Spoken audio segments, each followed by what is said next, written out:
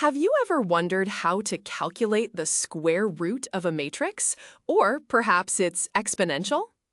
It sounds like a strange question, but it is the core of what we call functional calculus. We start with the simplest case, polynomials. If you have a polynomial p of x defined as a sum of coefficients times x to the power of n, it is incredibly intuitive to define p of a for a square matrix. You simply replace the variable x with the matrix A and the constant term with the identity matrix. This gives us a clear way to perform algebra on matrices using familiar functions. However, polynomials are just the beginning. To handle more complex functions like logarithms or trigonometric functions, we need to move beyond finite sums and look at the underlying structure of the matrix itself. If a matrix A is diagonalizable, we can use its spectral decomposition to apply a function.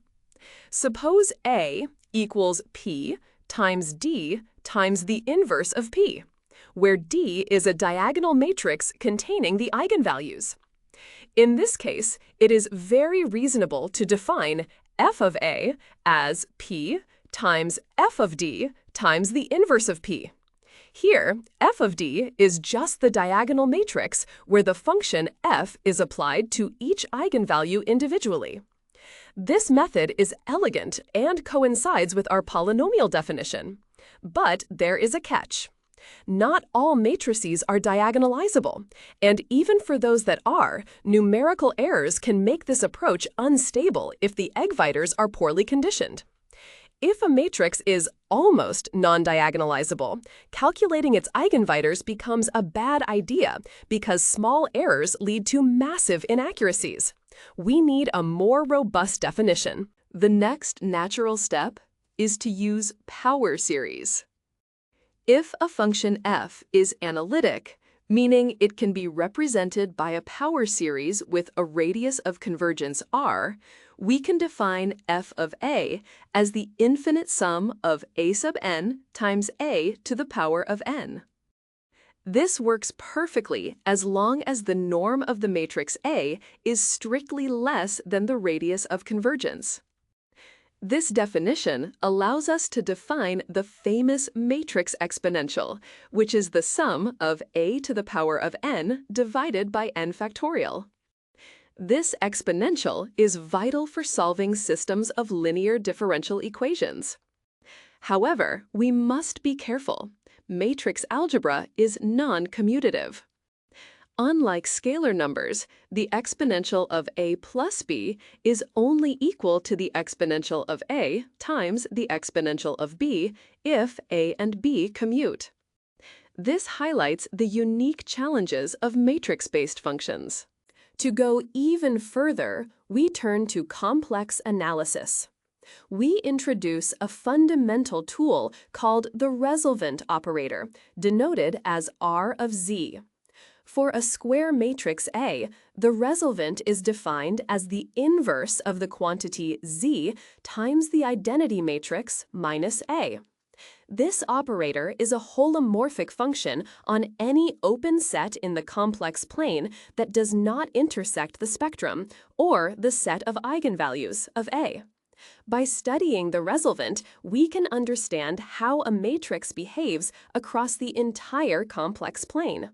Using a Neumann series expansion, we can show that the resolvent itself can be developed into a power series around any point not in the spectrum. This property is the bridge we need to construct a general functional calculus that doesn't rely on the matrix being diagonalizable or within a specific radius of convergence. We are now ready for the most general definition, holomorphic functional calculus. This uses the Cauchy integral formula, which represents a function's value at a point using a contour integral. For matrices, we define f of a as 1 over 2 pi I times the integral over a contour c of f of z times the resolvent of z. The contour c must surround the spectrum of A. This definition is incredibly powerful because it works for any holomorphic function defined on an open set containing the eigenvalues. It is consistent with our previous definitions. If f is a power series, this integral yields the exact same result as the summation. By using the geometry of the complex plane, we bypass the limitations of diagonalization and convergence radii, providing a universal way to handle functions of any square matrix. This calculus isn't just a definition. It preserves the algebraic structure of functions. For instance, if you have two holomorphic functions f and g, the matrix function of their product, f times g of a, is exactly the matrix product f of a times g of a. One of the most significant results is the spectral mapping theorem.